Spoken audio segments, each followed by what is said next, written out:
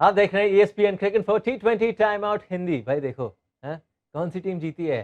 बंदा तैयारी करके आया है यहाँ पे, क्योंकि प्लेऑफ का दरवाजा अभी भी रॉयल चैलेंजर्स बैंगलोर के लिए खुला नहीं है, दहाड़ा गया है। जिस तरीके से आज चाहे विराट कोहली हो 4 साल बाद शतक IPL क्रिकेट में, या फैफ डुप्लेसी हो, उसके बारे में बातचीत करने के लिए हमारे साथ हैं पूर्व भारतीय cricketer Sanjay Manjrekar. Sir, good to see you.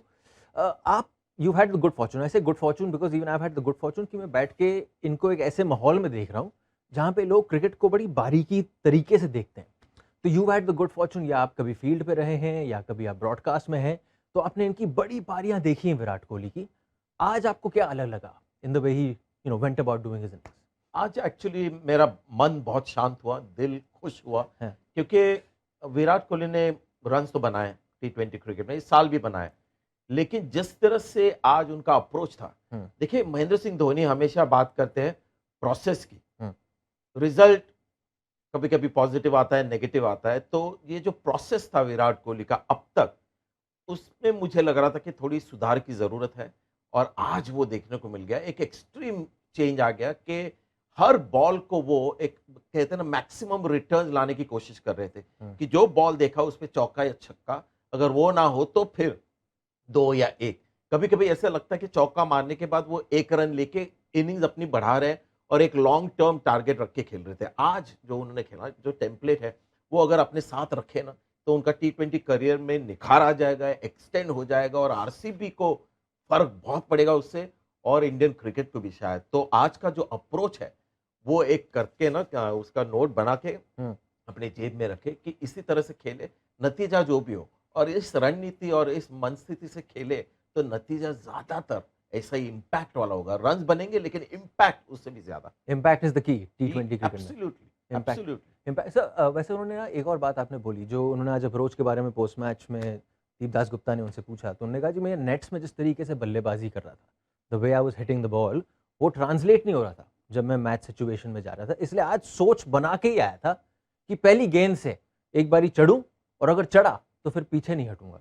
और वो एक कभी कभी वो एक सोच बनानी पड़ती है, चाहे आप जितने भी बड़े खिलाड़ी हो, लेकिन वो कहीं ना कहीं दर्शाता भी तो है आप कितने बड़े खिलाड़ी हैं, कि आप कह रहे हैं कि कभी-कभी बदलाव लाना पड़ेगा, अभी भी क्षमता है बदलाव लाने की। देखिए, रॉजर फेडरर या टेनिस के और जोकोविच, नडाल, ये दिग्गज है, ऑल टाइम ग्रेस, लेकिन उनका पर्सनल कोच उनके साथ चलता है। हुँ, वो उनको क्या बताता है कि ये थोड़ी सी खामियां आ रही है, इसमें शायद आपको सुधार चाहिए। तो क्रिकेट में भी वही है, हर स्पोर्ट में वही है। तो जो विराट कोहली ने कहा बिल्कुल सही है, लेकिन अगर रोहित शर्मा और विराट कोहली की आप तुलना करें, तो आप देखेंगे कि रोहित शर्मा के रन नहीं बन रहे ज्यादा, लेकिन कोशिश उनकी हमेशा रहती है कि चौके छक्के मार के कुछ करे। हाँ जी। विराट कोहली थोड़ा-सा सेफ्टी फर्स्ट की जो उनकी बल्लेबाजी थी ना, उससे रन बन रहे थे, 50 बन रहे थे। लेकिन जो इम्पैक्ट की बात करते हैं, जिससे प्लेयर ऑपोजिशन डरते हैं, जैसे मैक्सवेल, फाफ डू प्लेसी, उस तरह की कंट्रीब्यूशन नहीं हो रही थी। लेकिन अगर इसी तरह अप्रोच रखे, कभी-कभी सक्सेसफुल होगा, कभी-कभी नहीं, लेकिन इससे फिर आरसीबी को आप एक अलग नज़र से देखने लगोगे, क्योंकि फिर अब फाफ डू प्लेसी के साथ मैक्सवेल है और विराट कोहली भी है, जो हुँ। उसी स्ट्राइक रेट से रन बनाएँगे। फिर ये टीम बहुत ही डेंजरस बन जाएगी। सर, इसको ना उन्होंने ये एक उत्तर दिया था post hmm. Match, because I had while you were doing the English show, तो पोस्ट मैच चल रहा था। तो उन्होंने ये बोला, कभी-कभी ना लोग समझते हैं कि मैं आईपीएल में मेरा जो इम्पैक्ट है वो ऐसा ही है, थोड़ा ठंडा है। हुँ। उस दर्जे का नहीं है जो विराट कोहली का होता है, और वो कहते हैं कि मैं 12 महीने क्रिकेट खेलता हूँ। मैं अक्रॉस फॉर्मेट्स क्रिकेट खेलता हूँ। तो कहीं न कहीं I need to preserve my technique as well. तो मतलब अगर मैं फ्लैशी इनिंग्स ना खेलूँ, इसका मतलब ये नहीं कि मैं नहीं कर सकता, but I do it because I need to preserve my innings throughout the year. Do you see some merit in this point जो ये अभी कह रहे हैं?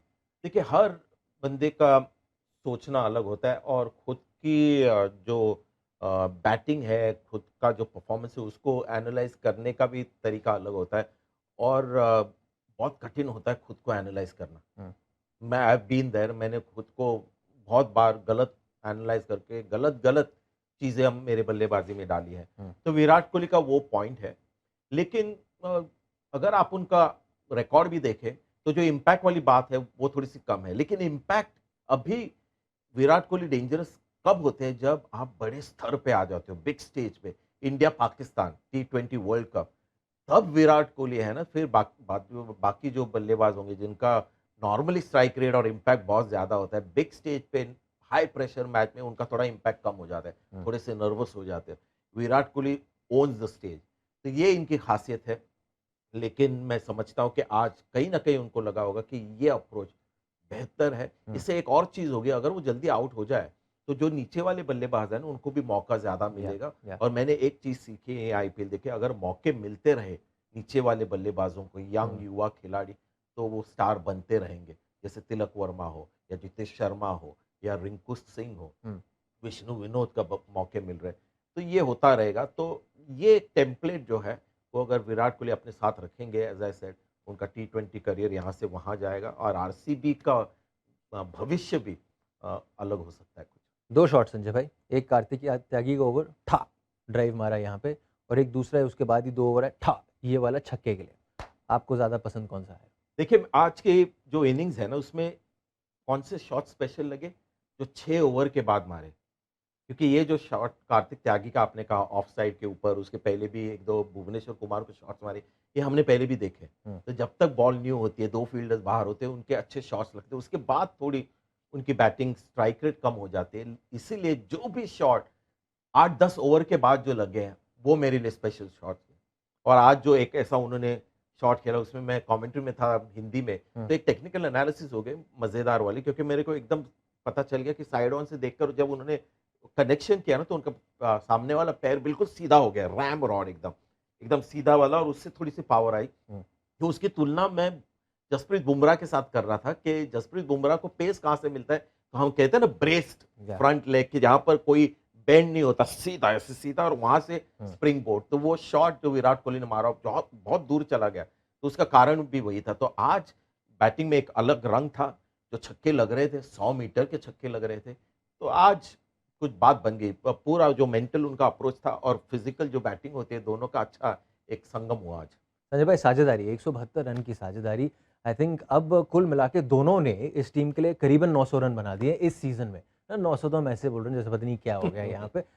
अक्सर जब साझेदारी की बात होती है, we don't talk about the individual talent, हम कहते हैं how do you complement each other. इस साझेदारी में कैसे कॉम्प्लीमेंट कर रहे हैं आपके हिसाब से? देखिए, एक तो खास बात इस साझेदारी की ये है कि दोनों की पेडिग्री बहुत बढ़िया है। दोनों सक्सेसफुल टेस्ट खिलाड़ी है, इंटरनेशनल खिलाड़ी है। तो ये लोग थोड़ा प्रॉब्लम बेहतर सॉल्व करते हैं। ये जो रन चेस हो रहा था ना, इतना आसान नहीं था जैसे वानखेड़े स्टेडियम पे होता है कि 200 रन आराम से बना सकते हो। पिच में टर्न तभी भी था सेकंड हाफ में भी। तो ये पिच को आसान दिखा है इन दोनों की कला ने, इनकी एक्सपीरियंस ने। तो ये एक पहली चीज़ है कि इनके फेलियर्स कम होंगे, क्योंकि इनका डिफेंस भी बेहतर होगा बाकियों से। और जब विराट कोहली थोड़े से धीमे हो जाते हैं, तो Faf du Plessis takes over. तो ये एक आज हमको देखने को मिल गया कि first time Faf du Plessis थोड़ा सा शैडो में रह गए और Virat Kohli in the front. Left hand right hand combination एक फैशन बन गया। इन्होंने दिखाया कि इसकी जरूरत है नहीं। लेकिन मैं मानता हूं कि रन्स अगेन रन्स होते, अगर आप 1 और 2 पे खेलोगे और ज्यादा रिस्क नहीं लोगे तो रन्स बनेंगे। लेकिन कितनी जल्दी बनेंगे, क्या स्ट्राइक रेट से बनेंगे, क्या इम्पैक्ट होगा, वो इंपॉर्टेंट। और अभी आज के मैच में वो रन्स भी थे और बहुत ही एक बड़ा धमाका वाला इम्पैक्ट था। Sir, cricket is a cruel game. क्यों? क्योंकि आधे से ज्यादा शो खत्म हो गया है, हमने क्लासन साहब का नाम ही नहीं लिया यहाँ पे। मैं क्या मतलब, वो होता है ना कि जो जीता वो सिकंदर नहीं। Seriously sir, but that was also some innings जिस तरीके से खेले। वही आज पिच इतना ये नहीं था, कहते हैं ना बैटिंग पैराडाइज नहीं था। तो जिन्होंने रन बनाया है ना, वो खास प्लेयर ने रन बनाए। हेनरिक क्लासन अब खास प्लेयर बन गए, कंसिस्टेंसी उन्होंने दिखाई, स्पिन के खिलाफ गजब के प्लेयर बन गए। साउथ अफ्रीका से शायद एबी डिविलियर्स के बाद ये एकमात्र ऐसे खिलाड़ी होंगे जो स्पिन के खिलाफ बेहतर है। कई साल पहले उन्होंने कुलचा की भी थोड़ी सी वाट लगाई थी, जिस तरह से उनके ऊपर उन्होंने प्रहार कहा। हम दोनों उस मैच पे आई थिंक एक साथ थे, वीडियो शो किया था हमने जी सर। तो ये इनकी खास बात है। तो ये ऑक्शन पे जो लोग बैठते हैं ना, तो ये है चीज कि एक फॉरेन प्लेयर है, बाहर के लीग में बहुत रन बना के आया, इंटरनेशनल में रन बना के आया, लेकिन स्पिन को कैसे खेलता है, इंडियन पिचेस पे कैसे खेलेगा, हेनरिक क्लासन को देख के ये है कि अगर इनमें क्षमता है कि ऐसे चैलेंजेस को पार करे, तो ये फॉरेन प्लेयर आपको चाहिए। सर, अब वक्त हो गया थोड़ा कड़वा सच का। क्योंकि अगर हम कह रहे हैं IPL is the foremost franchise T20 league in the world, तो जो आज मैं तो कह रहा हूं, चलो ठीक है, बॉलिंग बाद की बात है, एग्जीक्यूशन जो लाइनअप है, does that sort of match saying कि ये वर्ल्ड की बेस्ट टी20 लीग का एक टीम का लाइनअप है जो आप? बहुत ही अच्छा पॉइंट आपने निकाला और बहुत अच्छी तरह से मैच को देखते भी हैं आप। असली क्रिकेट फैन वही होता है जो बैलेंस देखता है बैट और बॉल का, केवल छक्कों से खुश नहीं, बॉलिंग भी चाहता है। और वो बात हो रही थी हमारे इंग्लिश शो में भी कि, और हमारे साथ टॉम मूडी थे जो कोच रहे हैं सनराइजर्स हैदराबाद के, तो उनको दुःख हो रहा था देखकर आज का बॉलिंग अटैक सिलेक्शन का। मार्को यान्सन को खिलाया नहीं तो शायद कोई निगल हो। उमरन मलिक को उन्होंने इस साल थोड़ा-सा ठंडा ही कर दिया है। इसके पास 150 की स्पीड है। रिटेन किया है उनको। जी, तुषार देशपांडे को देखो महेंद्र सिंह धोनी ने कैसे पहले मैच से प्लेयर को बनाया। अगर या उमरन मलिक का उनको देते केस की ज़रा इनको सँभालिए तो वो उनको बनाते। हुँ। तो आज का बॉलिंग अटैक मार्कंडे को जब उन्होंने बाहर रखा और फास्ट बॉलर्स की तरफ ज़्यादा गए क्योंकि बाउंड्रीज़ थोड़ी शॉर्ट थी। लेकिन सनराइज़र्स हैदराबाद जो प्राइड करते हैं अपने आप पर कि हमारी कुछ भी हो, हमारी बॉलिंग एकदम क्लास वाली ट्रू। होती है। लेकिन अभी समस्या ये है कि बॉलिंग भी काफ़ी साधारण लग रही है। हुँ। और मुझे लगता है अगले सीज़न में उमरन मलिक को बैक करना चाहिए। और आई हैव रियलाइज़्ड कि अगर किसी भी टैलेंटेड खिलाड़ी को आप आईपीएल में बैक करते रहो, इवेंचुअली वो आपको सक्सेस देगा। Final question sir, and may be मैं ओवरथिंक कर रहा हूँ, so please correct me if I am wrong. जो मैच से पहले माकरम साहब ने उमरान मलिक को लेकर एक स्टेटमेंट दिया कि एक्स फैक्टर है, 150 प्लस गेंदबाजी करता है, but situation around him is a bit mysterious. कोई और खिलाड़ी बोलता तो मैं कहता चलो जी ठीक है, पर कप्तान साहब अगर आप ऐसे बोल रहे हो तो क्या ये टॉन्ट था मैनेजमेंट की ओर? क्योंकि मेरे को तो टॉन्ट लगा ये अंडर द टेबल वाला। देखिए आईपीएल क्रिकेट और इंटरनेशनल क्रिकेट में ये फ़र्क है। इंटरनेशनल क्रिकेट में अगर जस्टिन लैंगर कोच है या रवि शास्त्री है या अभी राहुल द्रविड़, तो उनके ऊपर काफ़ी रिस्पॉन्सिबिलिटी होती है और कंट्रोल भी उनको बहुत होता है टीम का। हम बाहर से उनको सपोर्ट करते हैं, इंडियन फैंस बिलियंस जो होते हैं, इंटरफेरेंस नहीं होती, कम होती है। आईपीएल क्रिकेट में स्वाभाविक है जो लोग करोड़ों रुपए लगाते हैं, बहुत कम ऐसे ओनर्स होंगे टीम में, फ्रैंचाइज ओनर जो दूर से देखते रहेंगे और टीम हारती रहेगी तो फिर चुपचाप नहीं आप करते रहो। करना ये चाहिए क्योंकि दूसरी दूसरी एक चीज़ है, जो भी ओनर्स है वो जो बिजनेस में कामयाब हुए वो क्रिकेट बिजनेस नहीं है। तो क्रिकेट ये एक नया प्रोडक्ट है उनके लिए जो वो उनको चलाना है।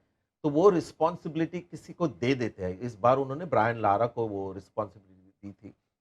तो बहुत कठिन हो जाता है कि लारा कह रहे कि नहीं ये मेरी टीम है, लेकिन अगर 5 मैचेस आप हारे हो, तो फिर कहीं न कहीं वो प्रेशर आता है और वो स्वाभाविक है, that is the real world. बहुत कम फ्रैंचाइज़ है जहाँ पर एक बंदा जैसे महेंद्र सिंह धोनी या स्टीवन फ्लेमिंग हो, वो अगर 10 मैचेस भी हारेंगे, कोई उनको बोलेगा नहीं कि ये करना चाहिए, तो ये एक अलग कल्चर होता है। संजय भाई, thank you so much for joining us. भाई, thank you. ESPN cricket for T20 time out Hindi आप देख रहे हैं और याद रखिए आरसीबी ने प्लेऑफ का दरवाजा अभी भी खोला हुआ है।